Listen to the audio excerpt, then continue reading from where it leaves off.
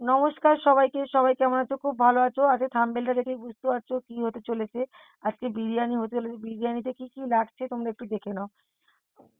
বড় সাইজের আলু, লঙ্কার গুঁড়ো, নুন, হলুদ আর টক দই আর একটু মশলা, লবঙ্গ, দারচিনি, গোলমরিচ, সব জায়ফল সবকিছুই আছে। আর আছে পেঁয়াজ কুচি ১ বাটি। ওটাকে ভালো করে মশলাটা মাখিয়ে নিচ্ছি। দিলাম ফার্স্টে টক দই, তারপরে স্বাদ মতো নুন। আমরা একটু নুনের পরিমাণটা কমই খাই। ভালো করে এবারে আদা, রসুন আর একটু পেঁয়াজ অল্প পরিমাণে বেটে রেখেছিলাম। যেহেতু খুব মশলা দিয়ে করবো না, অল্প মশলাই রান্নাটা হবে। আর বেশি মশলা খাই না, অল্পই খাই। আর কাশ্মীরি লঙ্কার গুঁড়ো আর সাথে আছে হলুদ গুঁড়ো। একসাথে একদম ভালো করে মাখিয়ে নিতে হবে। ঝটপট মাখিয়ে মাখিয়ে একদম মাংসের ভিতরে মশলাগুলো ঢুকিয়ে দাও। ঢোকানো হয়ে গেছে, এইবার আলুর পালা। আলুতে এবার হলুদ দেওয়া চলছে।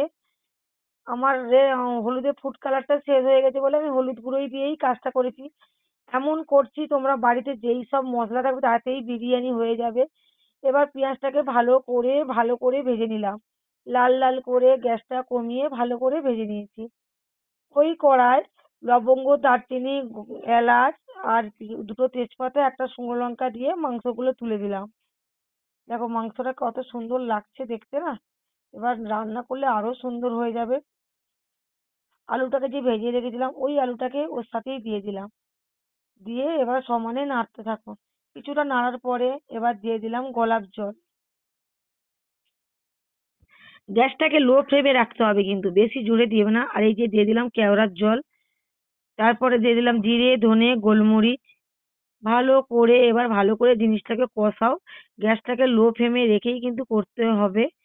আর কি সুন্দর একটা কালার এসছে না, আর গন্ধটা যা বেরিয়েছে না ভাই, শুধু একমাত্র আমিই পাচ্ছি, আর কিন্তু কেউ পাচ্ছে না। ভালো করে একটা একটা থাই হলেই কিন্তু অলরেডি খাওয়া হয়ে যাবে। অপর সাইডে একটু জল গরম বসিয়ে দিয়েছিলাম। আর মাংসটা কিন্তু এদিকে গ্যাস কমিয়ে কমিয়ে হচ্ছিল। তারপর চালটাকে ভালো করে ধুয়ে ওই গরম জলের মধ্যে দিয়ে দিলাম। আর গরম জলের মধ্যে যে মশলাগুলো দেখলে বিরিয়ানিরই, ওইগুলো এলাচ, লবঙ্গ, দারচিনি আর জায়ফল। মানে জায়ফল না, হ্যাঁ ওই ফুলটার নাম আমি ভুলে যাই। ওটাও সবকিছু দিয়েছিল। দিয়ে সমানে চালটাকে ভালো করে নাড়তে হবে। লোক শুনলে এক্ষুনি হাসবে, বিরিয়ানি খাচ্ছি বিরিয়ানি মশলায় ভুলে যাচ্ছি। কিছু করার নেই ভাই, সব জিনিসটা সবসময় মনে থাকে না। এবার কিন্তু ভাতটা নামানোর পালা। ভাতের দিকে একভাবে তাকিয়ে আছি কেন, একটু ১৯-২০ হয়ে গেলে ভাতটা যদি ঘেটে যায় সব কিছু পয়মাল হয়ে যাবে। আর অপর সাইডে দেখো আমার মাংসটা অলরেডি জল দিয়ে দিয়েছিলাম, তোমাদের দেখানো হয়নি। মাংসটা অনেকটা কষা কষা হয়েছে, বেশি জল দিইনি, অল্প পরিমাণে জল দিয়েছিলাম। কেন জাস্ট ওটা একদম শুকনো শুকনোই হবে। আর কি সুন্দর দেখো দেখতে লাগছে, কালারটা অপূর্ব লাগছে আর অসম। মনে হচ্ছে যেন ওই থাইটা তুলে একটু খেয়ে নিই, মানে এরকম ব্যাপার। কিন্তু রান্না যতক্ষণ না হবে ততক্ষণ মুখটাকে বন্ধ করেই রাখতে হবে, খাওয়াটা পরেই হবে। এবার দিয়ে দিলাম বিরিয়ানির মশলা। অল্প পরিমাণে দিলাম, যেহেতু মশলা বেশি দেওয়া বারণ আমার, মানে খাওয়াটাই বারণ। ওই জন্য অল্প মশলা দিয়ে করলাম। কি সুন্দর কালারটা এসছে, বিরিয়ানির মশলার কালারটা দেখলেই মনে হচ্ছে যেন মাংসটা রেডি। এবার ভাতটা কিন্তু আমি ছেঁকে নিয়েছিলাম, তোমাদের দেখানো হয়নি। একা ভিডিও করলে যেই অবস্থাটা হয় আমার হচ্ছে সেটাই দশা, আমার ভিডিও ধরার লোক নেই। তারপরে ঘি মাখিয়ে দিয়েছিলাম, দিয়ে মাংসর ঝোল আর গ্রেভিটা দিয়ে দিয়েছিলাম। তারপরে ভাত একের পর এক লেয়ারে লেয়ারে, একটু পেঁয়াজ, একটু ঘি, একটু কেওড়ার জল, গোলাপ জল আর আতর, সবকিছু একটু একটু করে দিচ্ছি। আর এই একটু করে সব ইয়ে করছি দেখো। কিন্তু যা দেখলাম মশলা কম কম বলছি, অলরেডি মশলা অনেকটাই হয়ে গেছে। আর মাংসের পরিমাণ তো ভাতের থেকেও বেশি। কিন্তু খেতে যা লেগেছিল দুর্দান্ত লেগেছিল। দেখলে কিন্তু এতটা ভালো লাগছে না। কিন্তু ঘরের বাজারের বিরিয়ানি যেমন তেমন করে দেয়, ঘরে খেয়ে দেখবে বন্ধুরা, এরকম একটু ট্রাই করে দেখবে, অল্প মশলায় বিরিয়ানি দুর্দান্ত লাগে। আমি কিন্তু প্রত্যেকটা লেয়ারেই কিন্তু মাংস দিচ্ছি, আলু দিচ্ছি, আর বিরিয়ানি মশলা অল্প পরিমাণে ছড়িয়ে দিচ্ছি, ঘি দিচ্ছি, আর একটু পেঁয়াজটা যে ভেজে রেখেছিলাম পেঁয়াজ ভাজাটা দিচ্ছি।